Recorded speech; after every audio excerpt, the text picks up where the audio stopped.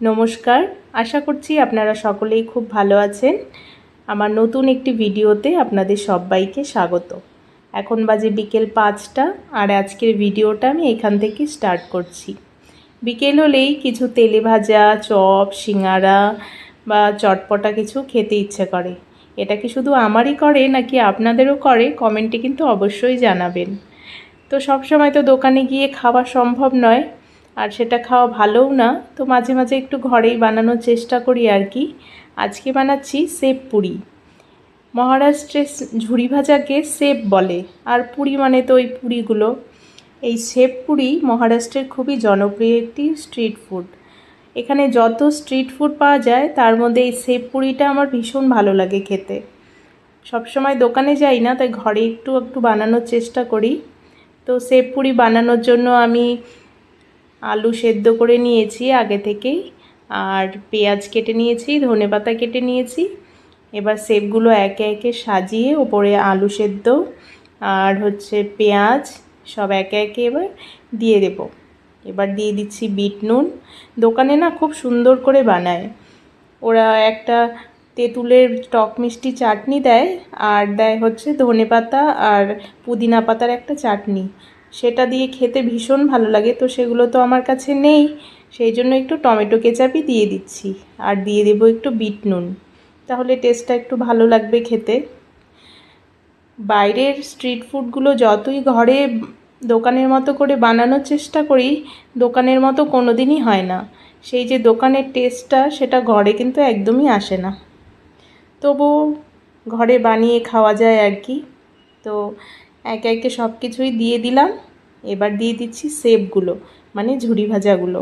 একটু বেশি করে করেই দেব। দেখতে কিন্তু বেশ ভাল লাগছে, বেশ কালারফুল হয়েছে দেখতে। এই ঝুরি ভাজাগুলো না একদম ছোট্ট ছোট্ট, খুবই সূক্ষ্ম। আর নর্মাল যে ঝুরি ভাজাগুলো খেতে লাগে ঠিক সেরকম নয়। তো ওপর দিয়ে এখন ধনেপাতাগুলোও দিয়ে দিচ্ছি। দেখতে কিন্তু খুব সুন্দর লাগছে, কালারফুল। আপনাদের কেমন লাগছে দেখতে অবশ্যই জানাবেন। আর ওপর দিয়ে দিয়ে দিচ্ছি একটু চানাচুর। দোকানে একটু কাঁচা আমের কুচি দিয়ে দেয়, একটু বেদানা দিয়ে দেয়। তো বানানো তো হয়ে গেছে, এবার একটু খেয়ে দেখি কেমন হয়েছে। এত বড় হয়েছে যে মুখেই ঢুকছে না আমার।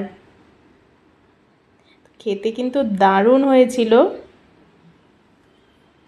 এবার মেয়েকে নিয়ে একটু যাব বাইরে। তো সেব পুরি খাওয়া দাওয়া হয়ে গেছে, সন্ধেবাতি দিয়ে আমরা মা মেয়েতে রেডি হয়ে গেছি। এবার মেয়েকে নিয়ে একটু নিচে যাব। সন্ধেবেলা অ্যাপার্টমেন্টের সব বাচ্চাগুলো নিচে আসে খেলাধুলো করতে। জিয়াও সারাদিন ঘরে থেকে থেকে বোর হয়ে যায়, সেই জন্য সন্ধেবেলাটা ওকে একটু বাইরে নিয়ে যাই, একটু খেলাধুলো করে বাচ্চাদের সাথে।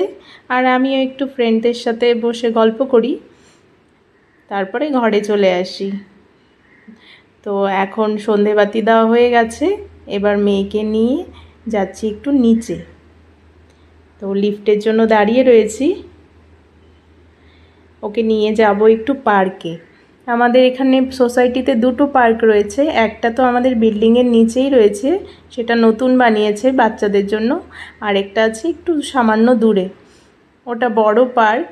ওখানে বড়রা হাঁটাহাঁটি করে, বয়স্ক লোকেরা বসে আড্ডা দেয়, আর আর সবাই খেলাধুলো করতে পারে। ওটা একটু বড়, ওখানে যাই না, তো এখানেই নিয়ে আসি ওকে। দেখুন পার্কটা কত সুন্দর। এটা একদম আমাদের বিল্ডিংয়ের নিচেই বানিয়েছে। তো এখানে ওকে নিয়ে আসি। এতদিন তো বৃষ্টি ছিল, সেই জন্য নিয়ে আসতে পারিনি।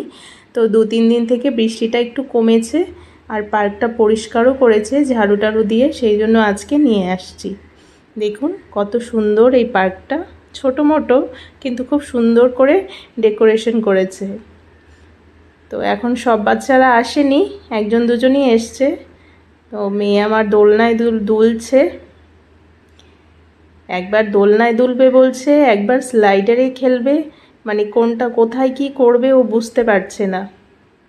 তো জিয়া এখন খেলতে থাকুক, যতক্ষণ ওর বাবা না আসবে অফিস থেকে ততক্ষণ ও খেলতে থাকবে। আমিও একটু হাঁটাহাঁটি করি।